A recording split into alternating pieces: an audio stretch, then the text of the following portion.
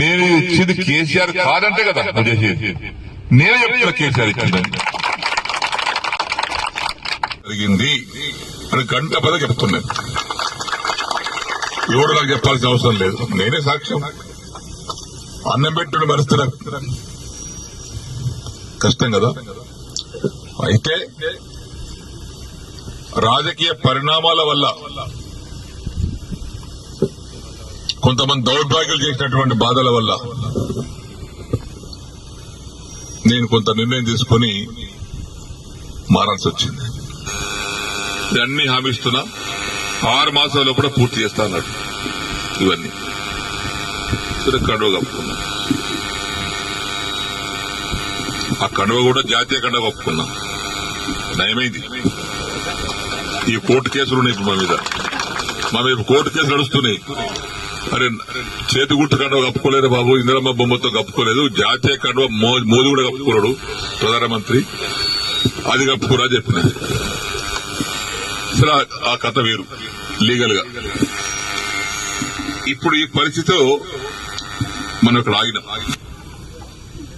దానికి కొంతమంది రకరకాలుగా మాట్లాడుతాం. తర్వాత మొన్న నవంబర్ 7 తారీఖు నాడు సీఎం గారింటికి మీటింగ్ అయితే పోయినా. అందరు ఎమ్మెల్యేలకు మాట్లాడుతుంటే మాకు కూడా పిలిచాడు. అది ఫిరాయింపుదారుల ఎమ్మెల్యే మీటింగ్ పెడితే అందరం పోయినాం. మీటింగ్ అయినాక విడివిడిగా మాట్లాడిపోయినాం. పొంగులేటి శ్రీనివాసరెడ్డి కూర్చున్నాడు, బట్టివి కూర్చున్నాడు ఆయన పొలిటికల్ ఆ ఛాంబర్లో. నేను పోయి శ్రీనివాసరెడ్డి రేవంత్ రెడ్డి గారు లేచాడు, కూర్చోసేనని అన్నాడు. ఒకటి అడిగితే సమాధానం చెప్పినా కూర్చుంటా అన్నా.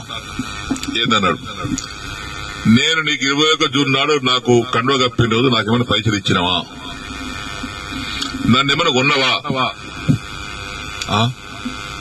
కట్లట్టు వచ్చినా కొన్నావా చెప్పు, నాకేమైనా ఇద్దరు ఉన్నారు, నన్ను ఏమన్నా నా ఎమ్మెల్యేషిప్ కొన్నావా, నన్ను కొన్నావా చెప్పు, నేను అమ్ముడు పోయినా నీకే చెప్పినా. లేదు పోలేదు, ఇయ్యలేదు. దేనికోసం వచ్చినా ఈ సమస్యల కోసం వచ్చినా. ఏమైనా అయిందా, ఏం కాలేదా, ఏమైంది, 100 కోట్లు హెచ్డిఎఫ్ ఉంటే 30 కోట్లు ఇచ్చారు. తర్వాత బంద్. దగ్గర 70 కోట్లు డబుల్ బెడ్రూమ్ ఉంటే 20 కోట్లు ఇచ్చి 25 కోట్లు ఇచ్చి 45 కోట్లు ఇవ్వాలి. బంద్. పనులన్నీ పేమెంట్ లేక ఆగిపోతున్నాయి. ఆ కాంట్రాక్ట్ పని చేయమంటే పేమెంట్ ఇవ్వమని అంటున్నాడు. దవాఖాన బాన్సుడు బంద్ అయింది, కోర్టు బంద్ అయింది. సిద్ధపరిసర వారి కాంట్రాక్ట్ 40 కోట్లు ఇవ్వాలి, వాడు బంద్ చేసిండు. వీటి కోసం వచ్చినాయి కదా నేను. లేదా బట్టి గారు సీనన్న దగ్గరికి ఇలా లిస్ట్ మొత్తం తీసుకోండి, ఆ లిస్టు తీసుకొని 2 సార్లు ఇచ్చేయండి, ఒకసారి కాదు కానీ. ఇక పొంగులేటి గారు ఆ లిస్ట్ తీసుకోండి, 2 సార్లు మీరు ఇచ్చేయండి. ఇచ్చిన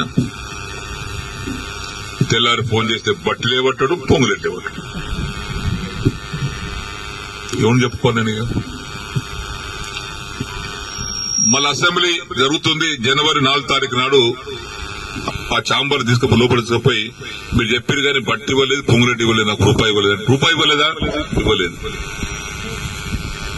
వేం నరేందర్ రెడ్డి గారు బయట పిల్లలను పిలిచాడు.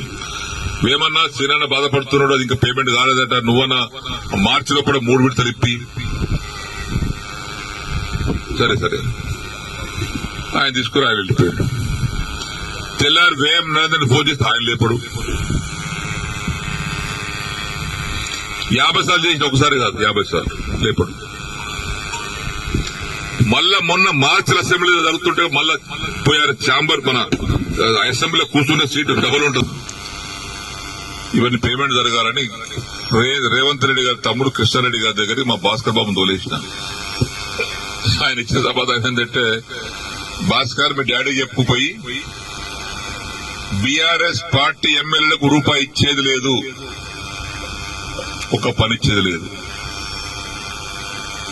మీ డాడీని కండువ కప్పుకోమని ఇస్తాం.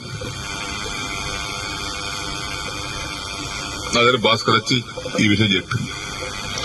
అతను కాదు నాన్న, ఈ వయసులో నేను పార్టీ మారడం నా వల్ల కాదు, అందులో కేసీఆర్ మోసం చేసి రావడం నా వల్ల కాదు, సరే ఏమని రాకపోరాను.